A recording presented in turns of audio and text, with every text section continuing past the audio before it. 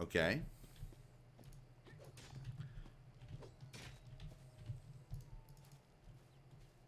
I could do a bit of reading. I'm just not sure that I want to do that. But, I mean, I should do it whilst we're in Act 1, though. Just so it's clear and done. I'm pretty sure, like, Tristan doesn't have anything new to say. Jod, probably not. Nope. Nope. How may I serve you?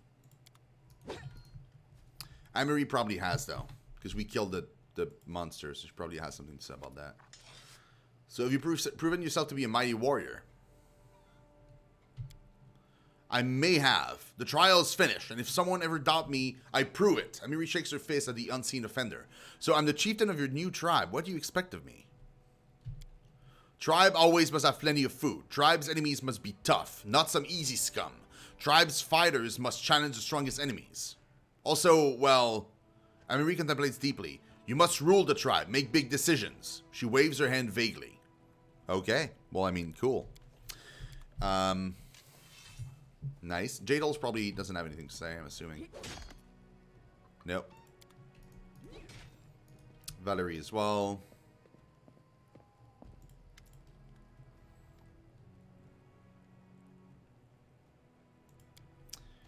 We're good. Save again.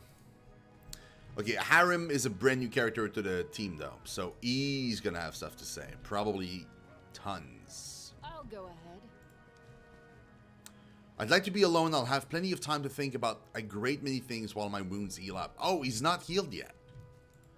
Oh. So he can't talk. So that's gonna be the same with Lindsay. She's not even here. She usually is seated right here. I'm assuming maybe she's upstairs. Oh, Keston. Hey! Keston, I failed to capture Tachuchi alive. He attacked me and was killed. Well, this is not the best outcome, but I think it will be good enough for Jamandi. Take this as a reward for your help. I'll send word to Restov and let them consider how they might return the favor. Once again, I thank you for your help. I'll remain here until my men recover from their wounds. Meanwhile, we'll help guard the trading post and fight off any bandits should they return. Good luck in all your plans and endeavors. Sure, bro. I like the voice actor of him. It's pretty cool. I accidentally dropped jam on my draft. That jam was really tasty, though. Ah! What? Okay, girl. That's fine. Let's put that in. All those coins, bag of holding we keep. I gotta sell this. That goes in there. These two. Yeah, that's pretty much it. Cool. Alright, let's do a bit of reading. But first, let me grab some water, guys. I'll be right back. Won't be too long.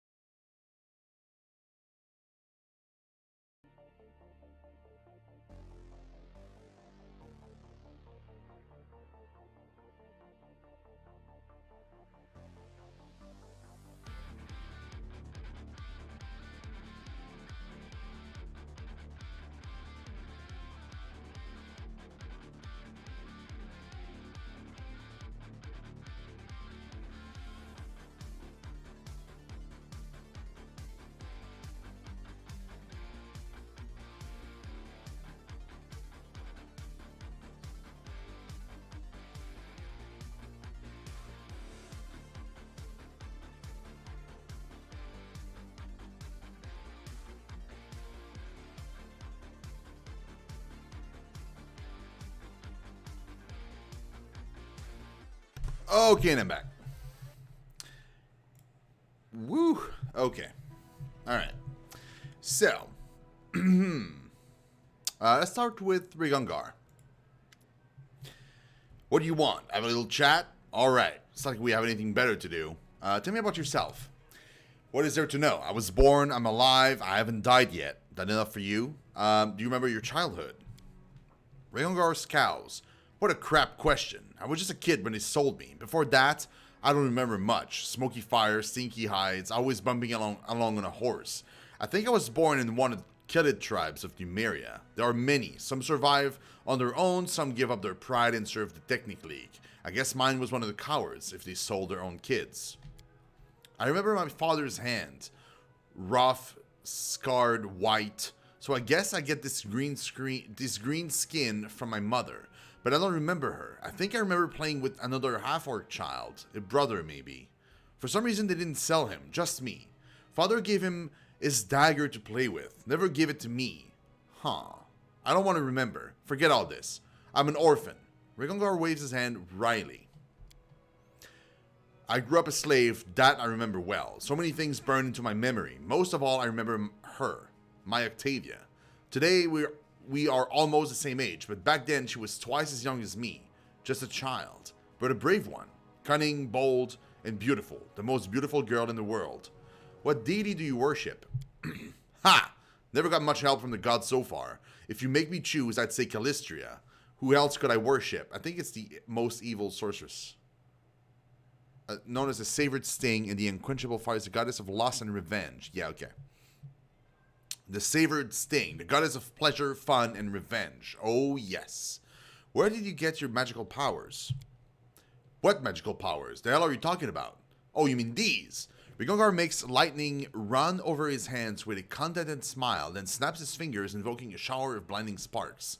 I've had them since I was born. At least one thing I can thank my scum parents for. Maybe these powers are why they sold me to slavery. Think they were scared? Who knows? Damn Numerians. At the Technic League, they drew my blood, did experiment, burned me with fire, tortured me with cold electricity, and they told me, you won't believe it, they told me I have blue dragon blood in my veins. Not bad, huh? I'm a dragon, you freaks. Come check my blood if you dare. Grinning, Rigungar strikes his palm with a fist and another fountain of electric sparks shoots upward. What do your tattoos mean? Hold on. They are magical. They help me control my powers. The Technic League gave them to me. I'd hoped that somewhere on my body there was at least one sign left by my tribe, but no. I guess they didn't care to bother. To hell with them. They better hope I never find them. If I ever meet my father, I will even the score between us. How'd you manage to use both a sword and magic and not cut off your fingers? Ha ha ha. It's simple. I'm just that bloody good. The half-orc gives a contented grin. Do you enjoy making people suffer? Psh, why should I care about their suffering? I do what I want. If I step on someone's toes, then they shouldn't have put themselves in my way. But chasing someone down just to torture them, that's only entertainment for maniacs like the Technic League. Well, on second thought,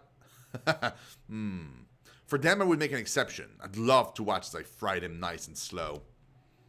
But why do you ask? Do my methods shock you? Rigungar clenches his fist, buzzing with sparks, and laughs loudly at his joke. Actually, nothing in these fits me. So I'm going to go neutral evil, because it's towards that curve. I, for one, enjoy the torments of others. Ugh, that sounds wrong.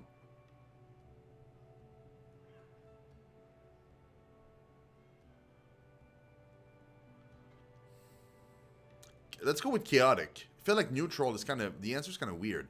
Very amusing, and you're right. If someone gets in your way, it's their own fault.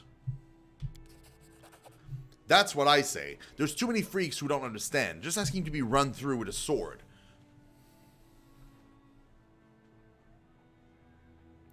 Hey, Milowitz. Yes, it is. Sometimes I'm casting a spell, looking at another fool, thinking, you idiot, what the hell are you doing? You'd still be alive if you weren't standing in my way. None of this had to happen, and then bam, they're dead, and I have to clean some more blood from my shirt. Tell me about your life in Numeria. You mean my life as a slave? I didn't see much, except for the slave barracks and the League's twisted laboratories. How did you happen to become a slave? I was sold by my own tribe when I was just a little brat. The half-orc clenches his teeth, then spits on the ground and steps on it with his boot. So I grew up in a slave barracks. I was raised to be sold like a battle animal. They tried to break me. They picked the wrong brat. No matter how much you beat this animal, he only gets angrier. The half-orc punches himself in the chest and snarls. Why did your master teach you magic? Can't you guess? Because magic is in my blood. It's why they bought me. I wasn't raised as some lowly mup slave, but as a murder machine. I'd fetched quite a nice sum of gold. You might also ask if they knew I'd taken the first opportunity to rip their own guts out using everything they taught me. Ha! Of course they did. But as a technically, they calculate risk. Octavia kept pretending to be simple-minded, so they wouldn't expect anything of her, but I made every effort, though they didn't teach me much. What is there to teach? It's not book magic, it's innate. They made me practice with my sword more, but I did my best in everything. I studied all I could. They knew they were raising an enemy, but they thought they could keep me on a short leash, or sell me to someone with deep pockets, so I'd become someone else's problem. But who won in the end, huh? Who is free? Who will bury them all? The half-orc makes an obscene gestures in the northwestern direction towards Numeria. What else did you see beyond your life in chain? What could I have seen? Well, we ran. We went through Starfall. That's a fine city. Big, loud, many merchants, things to see, things to steal. But I didn't have much chance to walk around. It's the very nest of the Sudding Technic League. We were focused more on getting out alive. We met some barbarians. I asked them who might know what tribe I'm from, but they didn't know anything. I don't have any tribal tattoos. Nothing. Actually, they're all right. Well, some of them. The Bloodgars, for one, they're great. All the rivers are theirs. We sailed with them during one of our escapes, almost all the way to Brevoy, and they didn't turn us in. But the White Scars got us after that. Those guys are shit. They sold their pride to the Technic League. Oh, one more thing. One time Octavia and I tried to escape and stumbled across a Numerian monster. I'll never forget it. A huge spider the size of a house made of metal, spitting fire, shooting deadly rays all around. That thing could probably tear even a dragon to pieces. Ruined our escape plans too. We had to go back. Did you and Octavia try to escape? Again? What do you think? Of course we tried. I stopped counting how many times. Jumped from windows, dark tunnels, choked out guards, or seduced them. That happened too. But those dirtbags caught us every time. Every bloody time. My back is covered with whip scars. Lucky we were prized property. They spent too much gold on us to kill us. Anyone else would be hung and forgotten, but they kept trying to break us and recoup their expenses. I don't know whether I could have survived by sheer stubbornness if it weren't for Octavia. I probably couldn't have. I would have just given up and died, but I had to pull my girl out of that meat grinder, and she believed in me and had enough hope for both of us. When I lay there with my back slashed to pieces, she whispered to me about the River Kingdoms, where there was no slavery, where everyone can go wherever they want and take whatever they want. I'll be damned, but I thought she was just making this up to keep our hopes alive. And now it turns out to be true. All of it. Every last word. No chains, no slaves, no laws. Just slive and be happy. Just live and be happy. Is slavery legal in Numeria? Sometimes yes, sometimes no. There are some laws against it, but even in Starfall, a third of the people live in bondage. And that's the capital. In region where the Black Sovereign's hand doesn't reach, they hold to tribal customs instead of laws. The barbarians don't keep slaves, instead they have thralls. Big, bloody difference. And on top of all that mess, there's a Technic League. Law and custom mean nothing to those slime balls. They just take whatever and wherever they want. Okay. What kind of relationship do you have with Octavia? Well, my Octavia and I don't have a relationship. We have a life together. How did you meet? Back when we were children, we were taken as apprentice by a great spellmaster Janusz. Maestro Janusz, he called himself. He was our teacher. Well, he made Octavia read books and memorize spells. I have my own innate magic. He trained me a bit, taught how to control my gifts so I wouldn't lose control and incinerate myself like a dumbass. Oh, teacher, we will meet again. There's one more test I must pass. But you were asking about my Octavia. We've been together all our lives. We learned everything together, how to weave magic and how to survive, and as we grew older, we learned how to love. Without each other, we would never have gotten out of there. That's for sure. We would have given up and surrendered to death. But together, That's a different story. Not the first time and not the 10th, but eventually we made it out. Why do you call her yours? She doesn't seem to like that very much. My girl loves freedom so much, and even a slight chance of losing it frightens her. She's so smart. You really think she feels like I'm trying to make her mine, like an apple stolen in the market? Me, who was skinned alive for trying to help her escape? If she's afraid of the word my, it's because she doesn't understand the difference between my boots and my heart. She will understand sooner or later. Are you and Octavia faithful to each other? Octavia and I are connected, and this connection cannot be broken. We grew into each other, you know? Jealousy is for weak cowards. We don't trust each other and are scared of being tricked. If a knight on the side threatens your love, that just means there was no real love there to begin with. She and I are together to the end, and we will never part from each other. So when she likes some lad or some lass, it's no drama to me.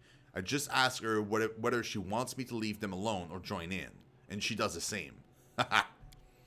Okay, what are you, judging us? Or maybe you just want to join us in our tent, I'm not there to judge, just curious. You asked, I answered. When you pry into others' lives, don't be surprised if you find something that will keep you up at night. Okay. Good talk. Fun. So long. If you want to know anything else, just ask. Don't be shy. Just don't go pale when I answer. Hello. Octavia smiles at you flirtatiously. Got any good news? Could you tell me about your childhood, please? Octavia smiles. Some scraps of memories, no more than that. What exactly do you remember? Octavia reflects on that, tapping her fingers against her cheek. Nothing special, some images of a faraway past, that's all. I do remember wooden table legs. The paint on them was peeling off, and I was standing on my toes, trying to peek at what was on the table. I remember the wild rose by the window. It kept me up at night, scratching the glass with its gnarled branchlets. I do remember my mother's blue dress. It was a trifle battered, but it smelled of lavender. Octavia wrinkles her forehead. I guess that's all. Not much there, right? All those memories, it's like they're not mine at all. I recall some images, and I know I should feel something about them, but I don't remember what exactly I should feel. So let them rot in the swamp with tattleworms. Octavia grins cheerfully. My life's good enough without them. What do you know about your parents? You're a half-elf, right?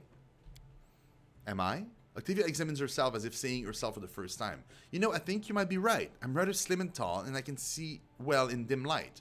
She raises her hands and touches her ears. Ha! They're a bit pointy. Yes, I'm definitely a half-elf. Let's think about that logically. So my mother was an elf and my father was a human. Or maybe it was the other way around, and my mother was a... Finally, Octavia can't take it anymore and burst into laughter, having spoiled her own act. So that's it. Now you know as much about my parent as I do. She says after her laughter subsides. Do you remember how you were enslaved? I clearly remember the man who took me away from my home. He was big, with a huge pot belly and shaggy beard. I was afraid he would eat me. Octavia shrugs. Anyway, he didn't stay with me long. He gave me to his slaver accomplices, and I never saw him again. When my mother was giving me to him, she was crying, and I can still barely hear her quiet voice, but I can't recall her words or her face behind the tears. Just that lavender smell. It tickled my nose, and I wanted to sneeze. Did my mother sell me into slavery? But then why was she crying? And if she didn't want me to be a slave, why didn't she try to save me? Octavia twirls her hair, pondering over the thought, then sighs. One more riddle from my past that I don't care to solve. It must be horrible being unable to recall your childhood. Oh, I recall my childhood in rather bright details. It was spent in dirty barracks. I wore flea-infested rags and slept on a straw mattress instead of a proper bed. Octavia smiles humorously, though I understand what you mean. You know, to be honest, I'm not sure I want to remember my childhood before slavery. If I could remember what I lost, it would probably just bring me more pain. Octavia shakes her head several times and makes herself smile again. So it's good that I don't remember much of anything.